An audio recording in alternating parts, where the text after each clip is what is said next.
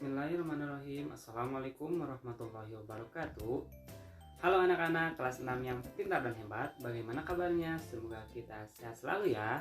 Dan jangan lupa tetap menjalankan protokol kesehatan dengan 3M, yaitu memakai masker, mencuci tangan, menjaga jarak, dan menghindari kerumunan. Sebelum kita lanjut kepada pembelajaran, perkenalan terlebih dahulu ya. Baik, perkenalkan, nama saya Kiki Fathurrahman. Pada video kali ini saya diberikan kesempatan untuk menyampaikan materi pembelajaran. Dan pembelajaran yang kita pelajari pada saat ini yaitu tema 7 tentang kepemimpinan, materi pelajaran tentang menggali isi teks pidato.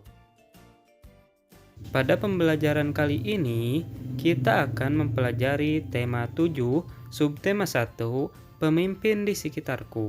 Materi pembelajaran yang akan kita pelajari yaitu menggali isi teks pidato.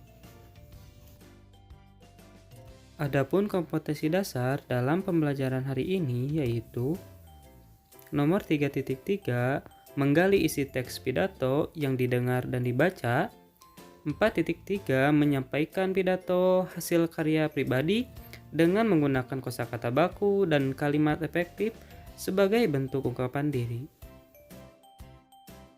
Tujuan pembelajaran dalam pembelajaran kali ini yaitu yang pertama, siswa mampu menyebutkan pembicara dan pendengar pidato dengan benar. Yang kedua, siswa mampu menjelaskan tempat dan suasana pidato. Yang ketiga, siswa mampu menyebutkan isi teks pidato. Yang keempat, siswa mampu menyusun konsep urutan pidato. Berbicara pidato, pasti anak-anak pernah mendengar dan mengetahui apa yang dimaksud dengan pidato. Kamu pasti pernah menyaksikan seorang berpidato di televisi. Pidato biasanya dilakukan di depan orang banyak sambil memegang mikrofon.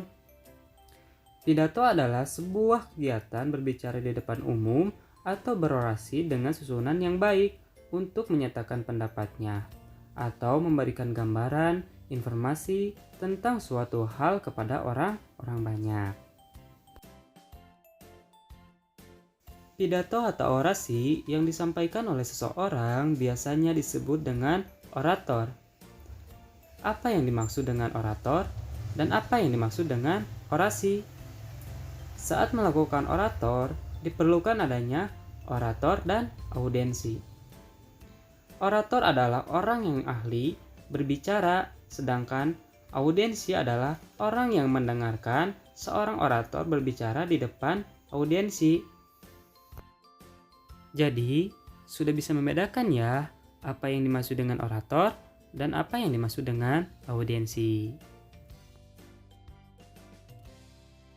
Oh iya anak-anak, kalian tahu kan siapa orang terhebat di Indonesia? Ya, Insinyur Soekarno, Presiden pertama Republik Indonesia. Ia adalah seorang orator yang cukup disegani oleh dunia pada waktu itu. Selain Insinyur Soekarno, ada Buya Hamka yang terkenal dengan karya sastranya.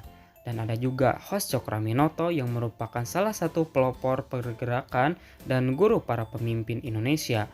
Dan juga ada Bung Tomo yang dikenal dengan orasinya yang mampu membakar semangat anak-anak Surabaya melawan penjajah.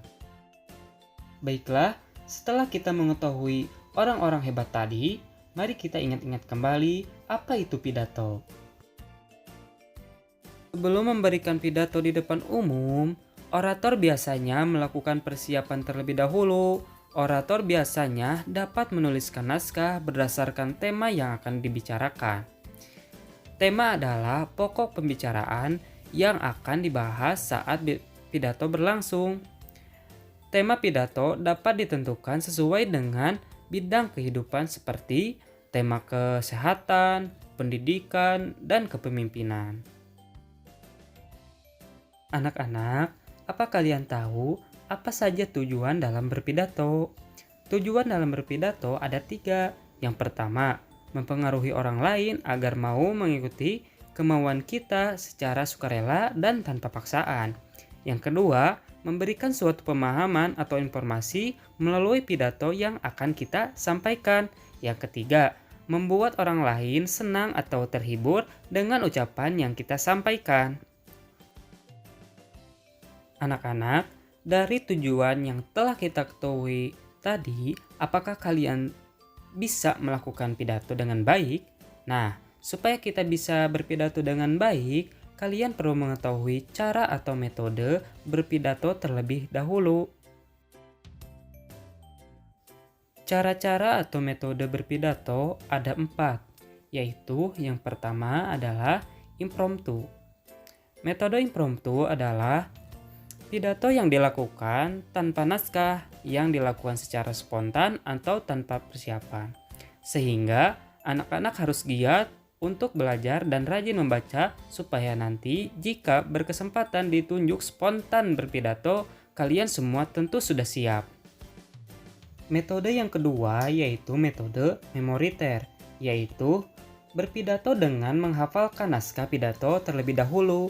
Berarti kalian semua membuat naskahnya terlebih dahulu, kemudian diharapkan setelah itu kalian berpidato dengan hafalan tadi. Metode yang ketiga yaitu metode naskah, adalah metode berpidato dengan membaca teks atau naskah pidato. Jadi, kalian hanya perlu membuat naskah pidatonya tanpa harus menghafalkannya, karena kalian dapat membaca naskah pidato tersebut di depan para pendengar. Biasanya, metode naskah ini dilakukan pada acara-acara resmi. Metode yang terakhir, metode yang keempat yaitu metode extemporan, yaitu metode berpidato dengan terlebih dahulu menyiapkan garis-garis besar pidato yang akan disampaikan. Jadi, kalian hanya perlu membuat poin-poin pentingnya saja dari pidato yang akan disampaikan. Kemudian, dikembangkan sendiri pada saat berpidato berlangsung. Nah, dari metode tadi sudah bisa membedakan ya? Ya, pintar sekali. Baik anak-anak, sekarang kita lanjut belajar bagaimana membuat konsep pidato yang baik dan benar. Ada 5 hal yang perlu diperhatikan saat membuat konsep pidato, yaitu konsep pidato yang pertama yaitu tentukan terlebih dahulu tema yang akan kita sampaikan. Tema pidato bisa seperti tentang kebersihan, kepemimpinan, pendidikan, dan yang lainnya. Konsep yang kedua yaitu pembicara. Kita harus memperhatikan latar belakang orang yang akan berpidato, baik itu latar belakang pendidikan, pengalaman, dan hal-hal yang lainnya. Konsep yang ketiga yaitu pendengar. Kita harus memperhatikan tingkat usia pendengar. Kemudian, kita juga harus memperhatikan latar belakang pendidikan pendengar, sehingga apa yang kita sampaikan akan tepat sasaran. Kemudian, konsep yang keempat yaitu tempat di mana pidato kita akan disampaikan. Kenapa kita harus mengetahui tempat?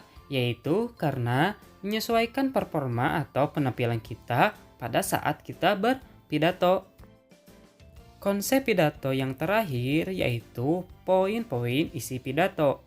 Poin-poin isi pidato harus disesuaikan dengan tema pidato. Hal-hal penting apa saja yang akan disampaikan untuk mempengaruhi atau memahamkan atau menghibur para pendengar semuanya. Nah, anak-anak, jadi itulah konsep pidato yang harus kita ketahui. Kemudian, supaya pidato yang kita sampaikan dapat urut dan sistematis, maka harus diperhatikan hal-hal pokok atau struktur pidato, yaitu sebagai berikut. Hal-hal pokok atau struktur pidato yang pertama yaitu salam pembuka, kemudian yang kedua yaitu pendahuluan, yang ketiga yaitu inti, yang keempat yaitu penutup, dan yang kelima yaitu salam penutup. Struktur pidato yang pertama yaitu salam pembuka, yaitu berisikan kalimat sapaan seperti Assalamualaikum atau selamat pagi, selamat siang, selamat malam, dan bisa juga salam sejahtera. Dan yang kedua yaitu pendahuluan, memaparkan topik permasalahan yang akan dibahas. Yang ketiga yaitu inti. Berisikan pembahasan topik secara lengkap, menggunakan kalimat ajakan atau bujukan untuk mengajak pendengar melakukan tindakan yang diharapkan dan juga menyampaikan keterangan tentang topik secara lengkap dan rinci. Dan yang keempat yaitu penutup, menyampaikan rangkuman atau intisari topik yang telah disampaikan. Dan yang terakhir yaitu salam penutup, yaitu dengan terima kasih atau wassalamualaikum warahmatullahi wabarakatuh, itu di akhir pidato. Anak-anak, setelah kalian mengetahui hal-hal pokok, unsur, dan struktur pidato, sekarang anak-anak pelajari dan pahami isi cerita yang berjudul Ibu RT Sang Pemersatu.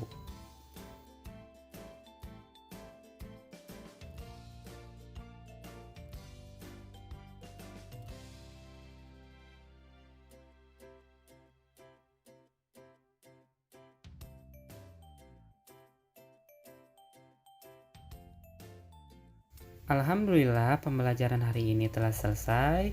Di sini Bapak memberikan soal latihan yang harus diisi oleh anak-anak.